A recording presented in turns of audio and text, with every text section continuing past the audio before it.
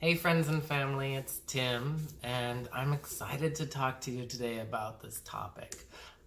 It's something that is sort of a recent epiphany for me, and I just it's so mind-blowing to learn that really, debt is a myth. It's as simple as that.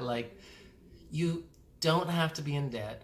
Being in debt is not normal. All right, so I graduated from college and I had like $47,000 worth of debt, and I just lived my life on this assumption that I was going to be in debt for the rest of my life. That felt like so much money to me. And so I just didn't care what I was spending my money on, and I didn't really create a budget. I didn't do anything, and I wasn't paying attention to my money as close as I should have been.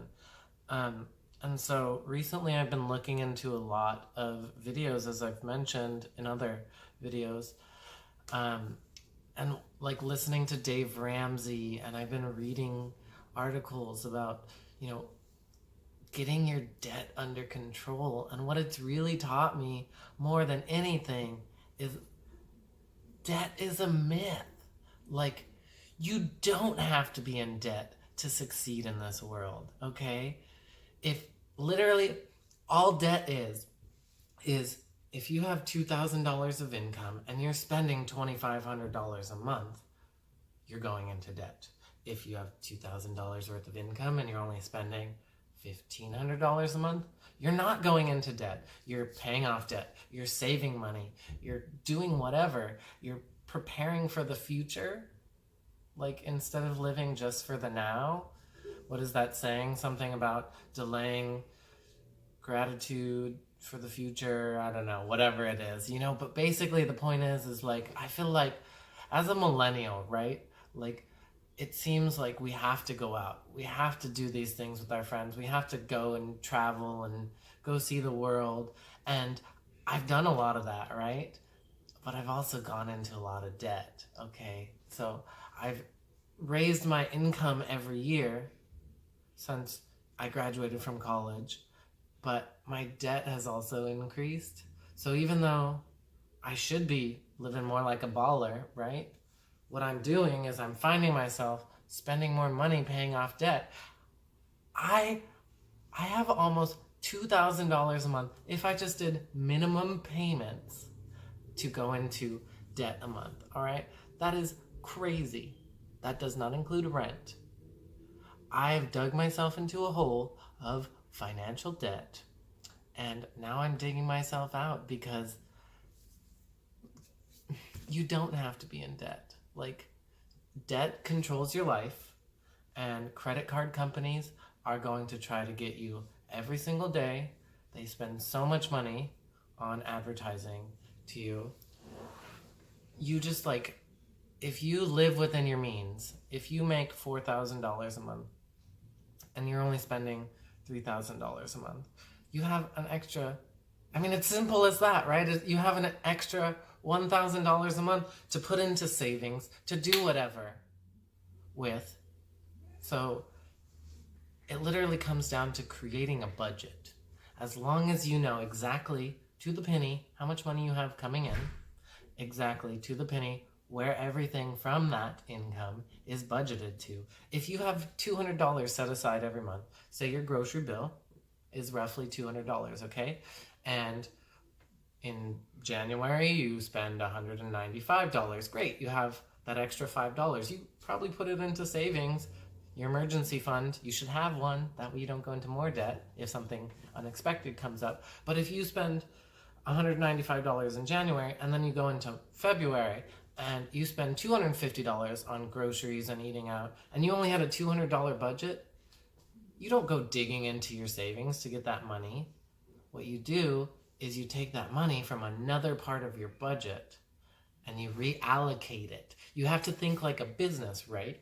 If in the first quarter, the business is spending $1 million on marketing and their business income is revenue in that quarter is $4 million. I don't know, whatever they have to pay their employees.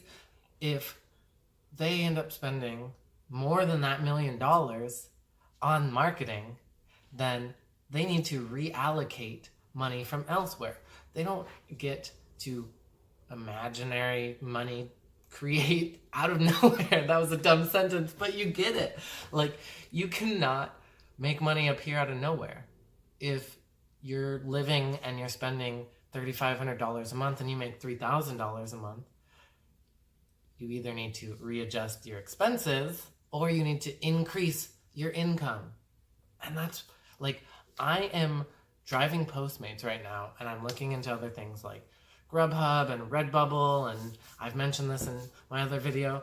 But if you can increase your income, then you can keep that life. Or here's the awesome thing, is if you increase your income and decrease your expenses, and then all of a sudden you have this fat gap in between, you can start paying off your debt. That's what I'm doing.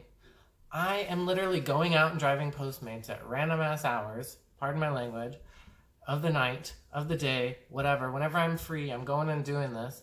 And then I don't take that money and I'm like, all right, I have an extra $200 this week. I'm going to go party. I'm going to go buy myself some frivolous thing like a $100 pair of shoes, whatever. No, you take that money, it is still $200. It doesn't matter if it's extra, more than you were expecting, it's $200. And if you have debt, pay off that mo freaking debt, okay? All right, so rant over. Thank you for watching. This is a bit of a long video, but I'm sorry. I'm so passionate about it. Get your life under control, get your debt under control, and stop believing that debt is normal, because it is not. Okay? Happy New Year. I love you all. Thanks for watching. Comment if you have any suggestions about confronting debt, and let me know. Check out my new YouTube channel. Subscribe if you have any interest in this sort of topic. Check me out on Instagram as well at Tim's Travel Diary. And I will talk to you soon. Thanks so much, guys. Until next time. Bye.